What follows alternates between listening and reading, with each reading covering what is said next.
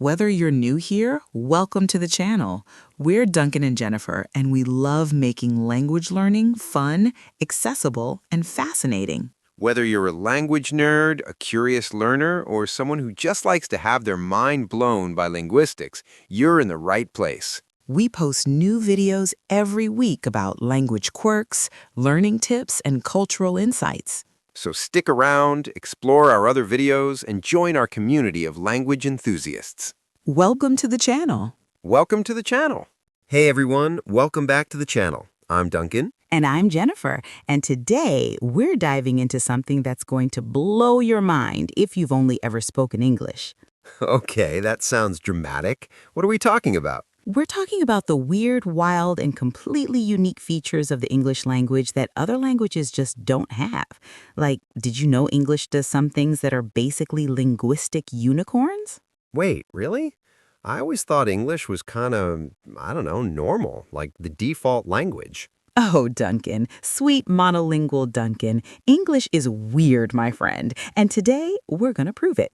All right, I'm intrigued. Hit me with the first one. Okay, so let's start with something you use literally every day, but probably never think about. It's called do support, and it's completely bonkers. Do support? Is that like emotional support, but for the word do? Kind of. So in English, when we ask a question or make a negative sentence, we randomly throw in the word do for absolutely no reason. What do you mean? Exactly. You just did it. You said, what do you mean? But think about it. The verb in that sentence is mean, right? So why did you need do? Oh my God, you're right. I could have just said, what mean you? Wait, no, that sounds like Yoda. Exactly. And that's the point. In most languages, you just flip the subject and verb. In Spanish, you speak Spanish is hablas español, and do you speak Spanish is just hablas español.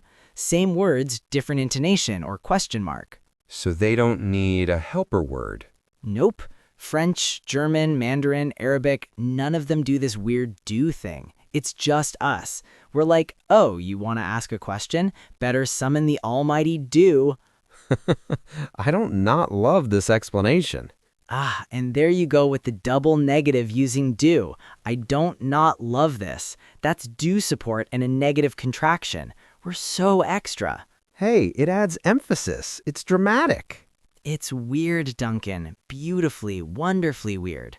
Okay. I'm starting to see English differently now. What else you got? All right, next up, our obsession with the ing form, the progressive aspect. You mean like I am running instead of I run? Yes, but here's the thing.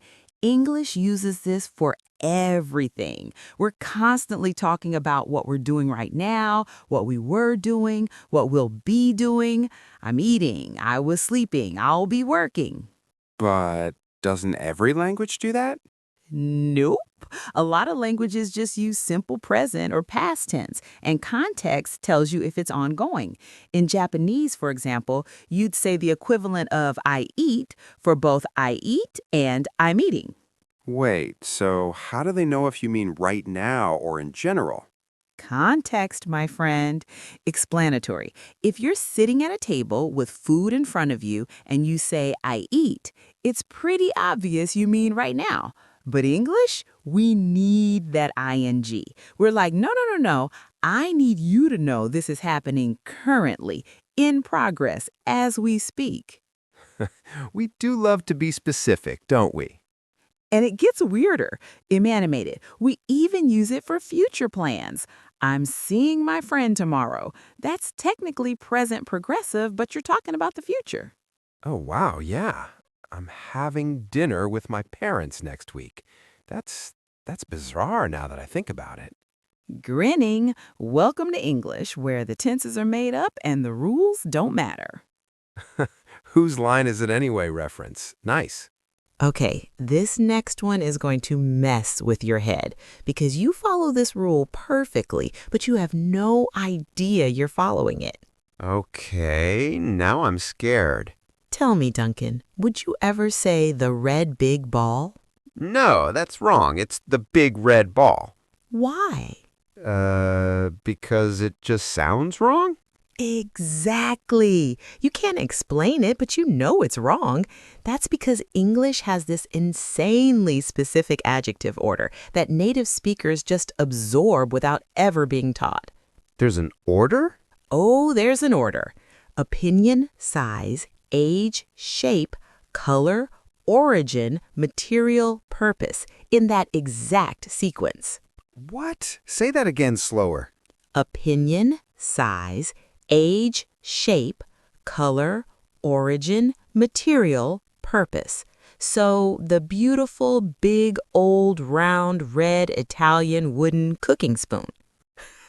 That's ridiculous. Who made that rule? Nobody knows. It just exists. And native speakers never mess it up. But learners, they have to memorize this nightmare. So I can't say the wooden Italian red old big beautiful cooking spoon. Ugh, that hurt my brain. Stop it. But I didn't know this rule existed until 30 seconds ago, and I still know that sounds wrong. That's insane. And most other languages, way more flexible with adjective order. Spanish, French, Russian, they have some patterns, but nothing this rigid.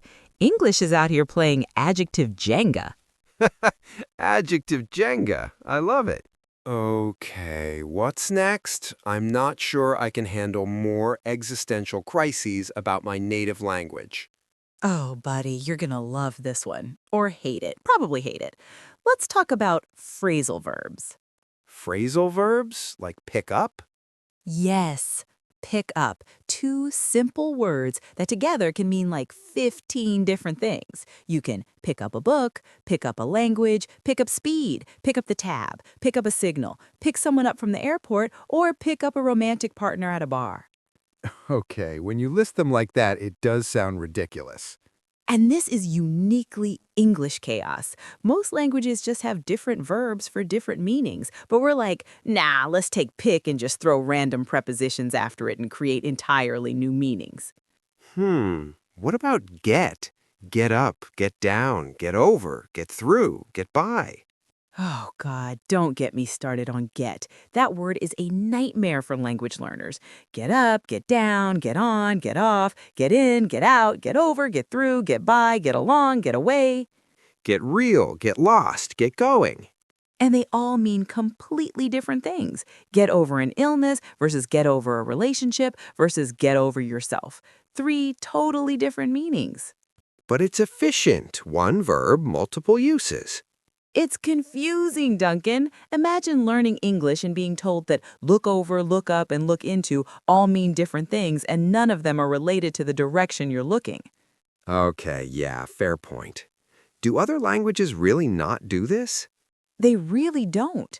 They might have some compound verbs, but not this insane productivity. We can take almost any verb, add any preposition, and create new meanings on the fly. It's linguistic anarchy. Linguistic anarchy. I'm writing that down. All right, let's talk about sounds for a second. Ooh, like pronunciation? Exactly. Duncan, stick your tongue between your teeth and say think. Think. Why? Triumphant. That th sound, almost no other language has it. Wait, really? It's so common in English. I know, we use it constantly. This, that, these, those, think, thought, through, throw. But most of the world's languages, they don't have this sound at all. So what do they do when they speak English? They substitute. Spanish speakers might say tink instead of think, or dis instead of this. German speakers might say sink instead of think. I never realized that was difficult. It's so natural for us. Because you've been doing it since you were a baby, but it's actually a really weird sound to make. You're creating friction between your tongue and your teeth. Most languages are like, why would we do that when we have perfectly good t and s sounds? So th is like English's signature sound? Pretty much. It's in some other languages, Icelandic, Greek, some dialects of Arabic, but it's super rare. English is out here being all dental, fricative, and fancy. Dental fricative. That sounds like something a dentist would charge you for.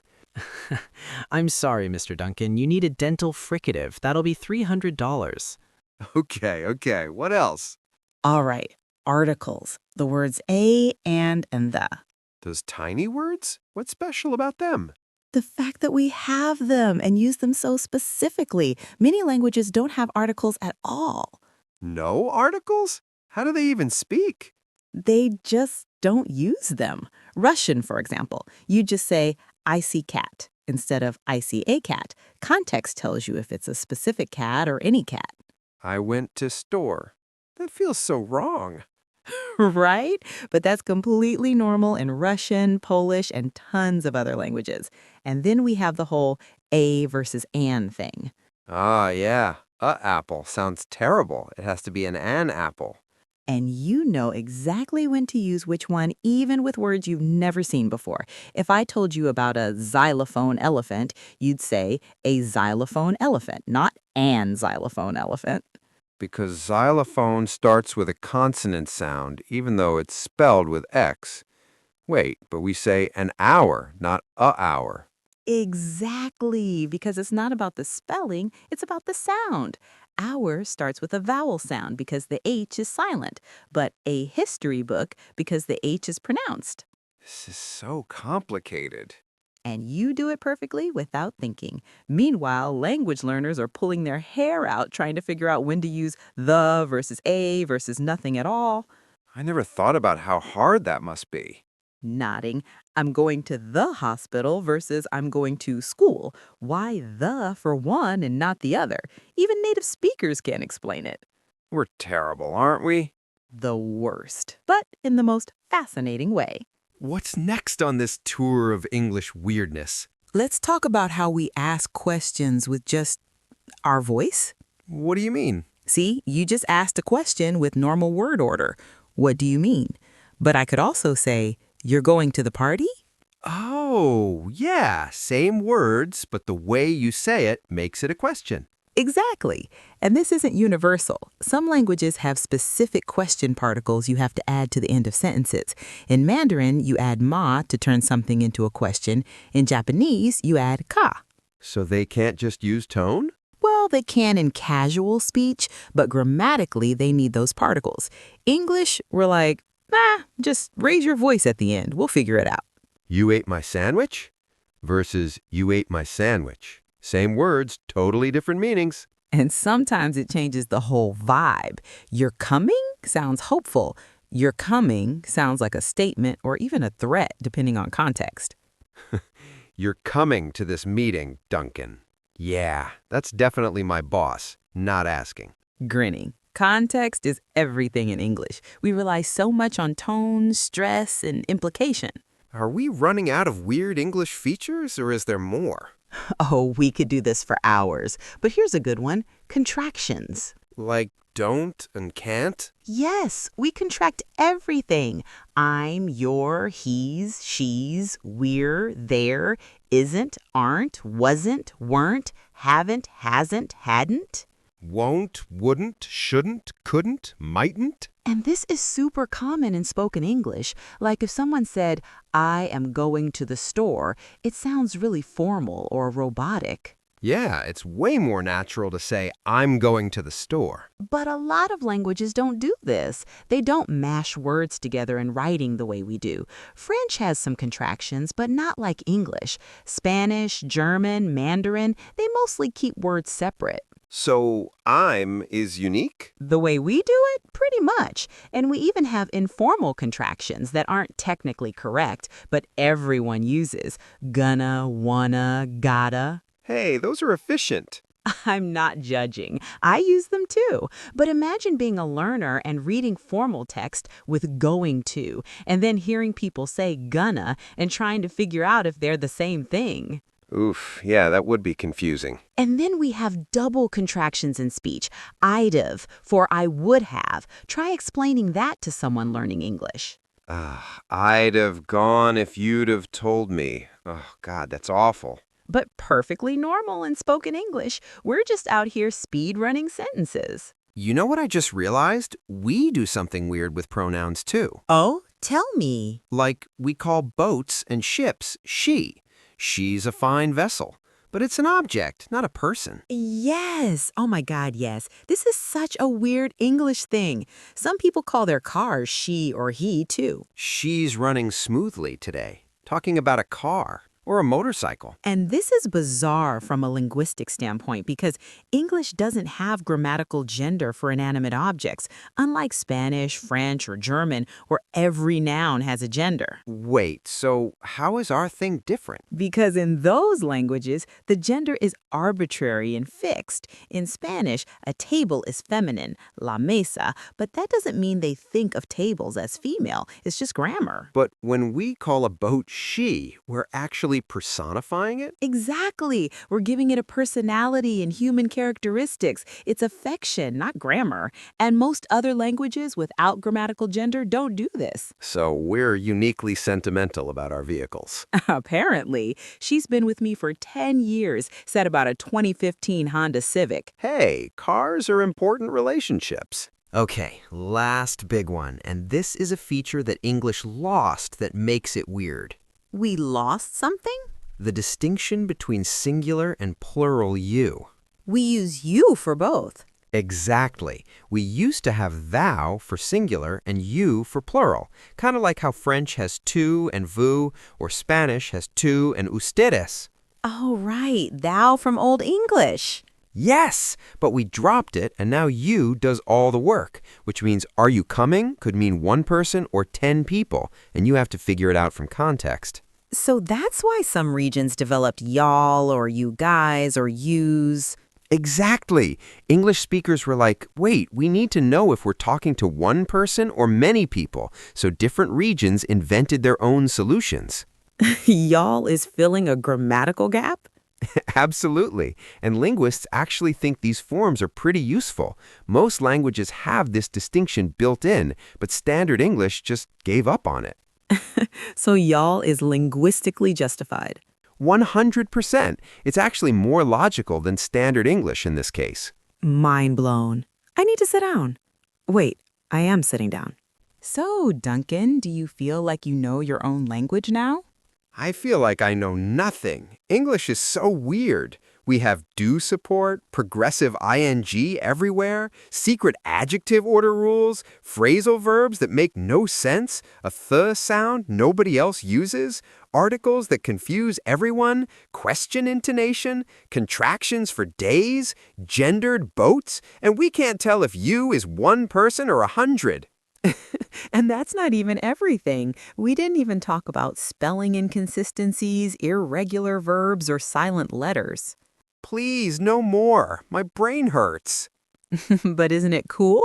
Like, we take this incredibly complex, weird, rule-breaking language for granted, but it's actually fascinating. It really is. I have so much more respect for people learning English now. Right? They're dealing with all of this craziness, and we just absorbed it as babies without thinking about it. So if you're learning English and you're watching this, just know you're tackling one of the weirdest languages out there, and we see you. We respect you. You're doing amazing. Seriously, you're all rock stars.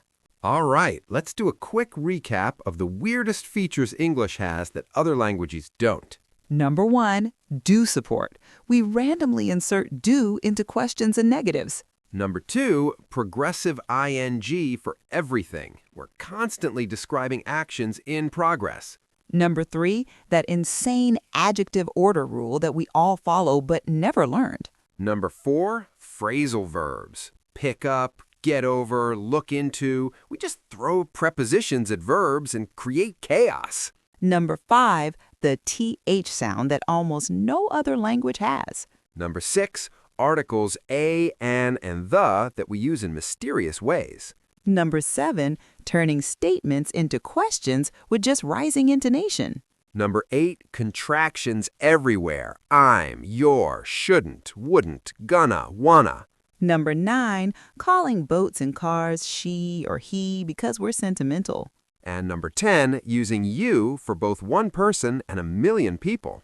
English is beautifully, wonderfully broken. If you enjoyed this deep dive into the weird world of English, make sure to hit that like button. And subscribe if you want more language content. We love exploring the quirks and features that make languages unique. Drop a comment and let us know. Are you a native English speaker who just had their mind blown? Or are you learning English and finally understand why it's so confusing? And if you speak another language, tell us what weird features your language has. We'd love to hear about it. Also, if you're learning English, seriously, you're amazing. Don't give up. We know it's hard. You've got this. And remember, even native speakers don't understand half the rules. We just fake it. Share this video with your language learning friends or anyone who loves linguistics. Thanks so much for watching, everyone. We'll see you in the next video. Bye.